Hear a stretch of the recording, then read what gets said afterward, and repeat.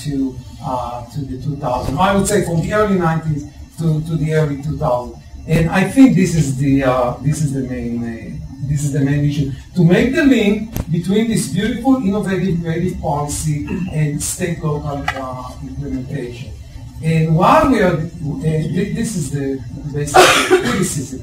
And while I'm at that point, the other implementation link that we have to work on is obviously the region.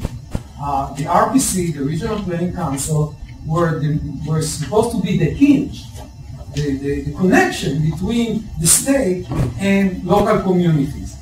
And the RPCs were gradually weakening and lost their review power throughout the 90s.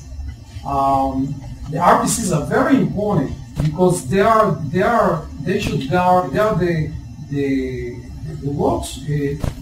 watchdog actually for sport problems. They're coordinating sport between all these communities, where each community is sort of a NIMBY, not in my backyard, I'm doing whatever I want, I can sport, and you need the regional level to coordinate among these communities. So I'm going to end up with the region. I think the region is the next phase, and we should pay a lot of attention to it, especially here in South Carolina.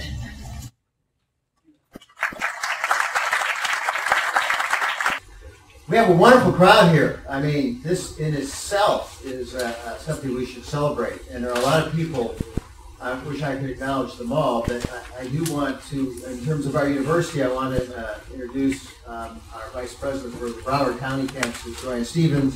She's one of a very important player for us. Broward County is home to three major campuses, three at this time, both out in Davie, the South Florida Educational Center, which we share with many other higher education units, are a very important new facility where we're now doing some really cool research on ocean energy at the CTEC facility at Dana Beach, and the campus here at downtown Fort Lauderdale. I also, since Efraim was talking about concurrency, and we often put that together with transportation, I want to acknowledge that we're very pleased to have with us the District Secretary for DOT District 4, Jim Wolf. Thank you. I know that Jim and his staff are really working hard on trying to give us some mobile choices in the future, and I'm very pleased he could be with us. Before I introduce Tim again to come back, I got to tell you a story about concurrency. Again, we were back thrown into the pits to try to deal with this issue, and it came up as an adequate public facility. That wasn't a new thing. We had other jurisdictions from Florida, other states, that we wanted to get that in there. And we said, well, we'll be just talking about adequacy and things like that. And everybody said, well, we probably don't want the legislature to start talking about adequacy of things of that nature, so we better find another word. So for a long time, the drafts of the statute said that infrastructure shall be coincident with new development. And then we realized that people were going to start, as we do with the English language, taking verbs and making them into nouns, and nouns into verbs, and we couldn't figure out how to say coincidency. So out of that, and probably towards the last week of the session, you all got concurrency. If we'd had another week, I don't know what you would have gotten. That's the way we got it. It was, we didn't have the thesaurus next to us, I guess. Anyway, Tim's going to come back and talk. He was one of the co-authors of Chapter 4 with Jim Nicholas. I got to say something about Jim Nicholas. He could be with us, Professor Emeritus at the Department of Planning at some school at Gainesville. But he was here a long time, and he was an assistant director of the Joint Center, and I know a professor here at FAU. And that's the way we'll always remember him as an FAU professor. But he couldn't be here when he had to teach a class, so Tim's going to take that. Thanks. Thanks again, Jim. Again, Jim Nicholas sends his regrets. I should say up front that I'm second author on this, and rightfully so. This is sort of Jim's intellectual energy that he brought me in to sort of help update the story. So having said that, I think it's a very interesting chapter because it highlights one of the themes of the book. And one of the primary themes of the book is this idea of broken promises. 1985 was a wondrous act. There was a lot promised, but a lot of those promises were broken.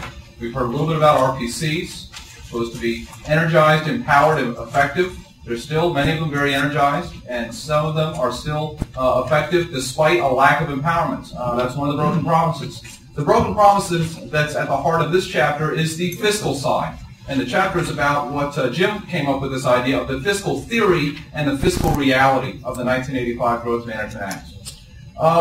Again, I travel back in time to when the legislation was being crafted. This thing called concurrency, as opposed to coincidency or whatever it was going to be, was put in the legislation. And when it was put in under sort of an agreement that not only were we going to make public facilities be concurrent, but the state of Florida was going to provide a lot of funding to make that so. One of the promises of the 85 Growth Management Act was not that we're going to have state-mandated concurrency, but state-mandated and to a large degree state-funded concurrency. And the way that was supposed to occur, again, when you travel back in time, the plan as it was proposed out of the Zwick Committee was to have this now infamous services tax that was passed for all of 6 months and then rescinded by a special session in the late 1980s that would extend sales taxes to the services sector and bring in a lot of money to the state to help pay for roads and water and sewer lines and other things like that. There was supposed to be a state gas tax increase of 10 cents per gallon, of which at least 2 would be dedicated to infrastructure improvements. There was supposed to be, when you boil it down, the fiscal theory of the 1985 Growth Management Act was that about 2/3 of the new funding to be generated to pay for concurrency, which at the time was estimated to be $53 billion in backlogs.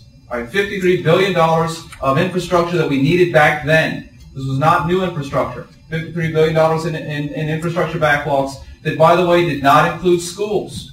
So if schools had been thrown in the mix, who knows what the number would have been. Much, much larger.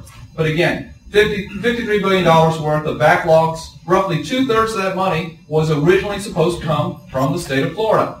Infrastructure, through the services tax and through the local, the state gas tax increase. Right, that was the fiscal theory. The reality has not been that. I think most of us know this history, but it's worth sort of reiterating the broken promise of how the state had promised to pay and then chose not to. The reality of the fiscal portion of the Growth Management Act has been local governments have had to become entrepreneurial agents. They've had to go in search of money. They've had to create special districts like community development districts and tax increment financing districts, which isn't quite a new tax, but they're entrepreneurial agents looking for money however they could get it, wherever they could get it. Going into interlocal agreements, going to public-private partnerships, getting the private developer to build stuff. Impact fees is another approach. But the local governments, instead of the 2/3, 1/3 state-local model that was promised as of 1985, the reality has been more like, got to cough because I got to give you the big, build it up here. The reality has been more like a 1/3 to 2/3 the other way. The state has, and if we're being generous to the state, been putting 1/3 of the money into the pot, and the local governments have been on the hook for 2/3. What went from a state-mandated, state-funded, has been a state-mandated, locally funded model for concurrency and more generally for growth management. So the fiscal reality that we face today is one that includes things like, well, Florida is one of 7 states in the nation that doesn't have a personal income tax. I'm not standing up here advocating for one. I'm not running for office, but it doesn't matter either way. But we don't have one, and we can't see one happening anytime soon. We have a tremendous reliance upon sales taxes in this state.